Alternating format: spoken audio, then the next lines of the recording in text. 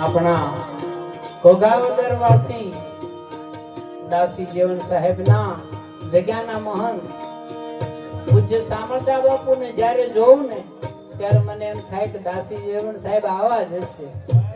જ્યારે જ્યારે મળે ત્યારે પગે લાગો.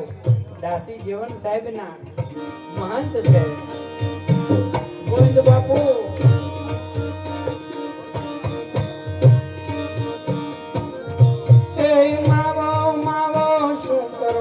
ભાઈ માવો માવો